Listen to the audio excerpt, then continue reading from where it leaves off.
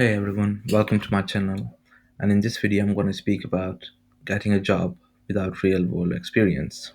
And I guess let me define what real world experience really means. There's a lot of definitions out there, and they all have different meaning. But to me, real world experience is someone who can get the job done. So if you're working on for a small company and you can get the job done, you have real world experience. If you're freelancing, you can write the code, you can communicate well. That's real world experience, right? You go to the office, you talk to your colleagues, you have use software like Jira, you can work with someone else's code. All that bundles together is real world experience. So, with that out of the way, let's speak about why is it so important to apply for so many jobs. And we're speaking about relevant jobs here. You don't just go out there and apply for senior jobs or jobs that are going to pay you 100K. You're not gonna go do that. You're just spamming the recruiters. So why is it so important to apply for so many jobs, right? The reason why it is so important is because you're almost asking someone, "Hey, can you tell me the gaps in my knowledge?" Right? It's almost like this is what I know so far, and I know I'm applying for this job. Can you tell me the gaps in my knowledge? Right?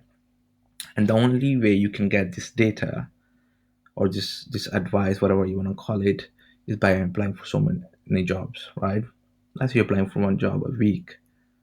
You may hear back from recruiter, maybe you won't. You probably won't. But let's say you apply for 100 jobs a month or 100 jobs a week, you know, the recruiter is going to go through the checklist and they'll speak to you about your experience. Maybe you don't have any experience. They will speak to you about experience and they'll tell you, okay, you know HTML, you know CSS, you know JavaScript, okay, you know jQuery as well. And no, this is a PHP role. Okay, you know PHP as well. What you don't know is SQL and a PHP framework. Then you know, okay, I'm applying for PHP jobs, and all of these jobs are asking me for SQL and a framework, and I don't know that. So what you do is you go back, you learn SQL, and you learn a PHP framework. You spend a couple months, let's say 2 3 months learning, right? You're just grinding every month. You're learning more complex things every month about that framework or how to write SQL queries, right?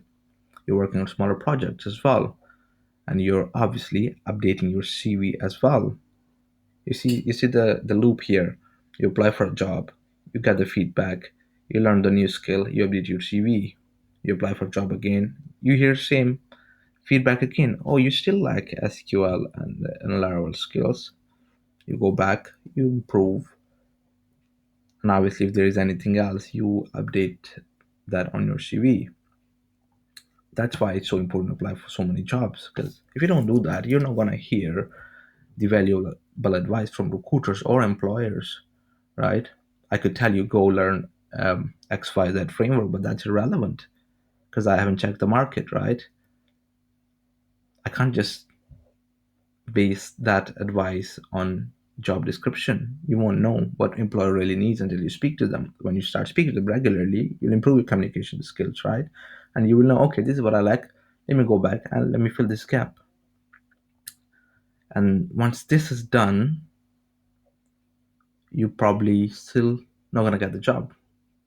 But you have learned something valuable, which is taking feedback from recruiters, fixing what you need to fix. You can communicate well now, right? Three things checked. Now what you'll realize is that okay, maybe it's because of lack of my experience, and that will probably happen. But you got three things out of the way. Now it's about experience. As I said before, what's experience? Communication. Can you work with the code? Have you worked on complex projects depending on the job, right? And that's just experience. Now, in this next video I'm gonna put up, I'll speak about how to get experience, how to get real experience without working for someone else. If you're working for someone else, which is good, you don't need to watch that video. But if you're not, then I'll tell you exactly how to get experience. And I know there is a lot of thoughts in this video that are scattered. It's not one, two, three checklist. And I didn't want it to be this way. I wanted to be just open kind of thing. And when this next video comes out, you'll know a bit more about this expansion on the definition of real world experience. So I hope this video has been helpful. Thank you.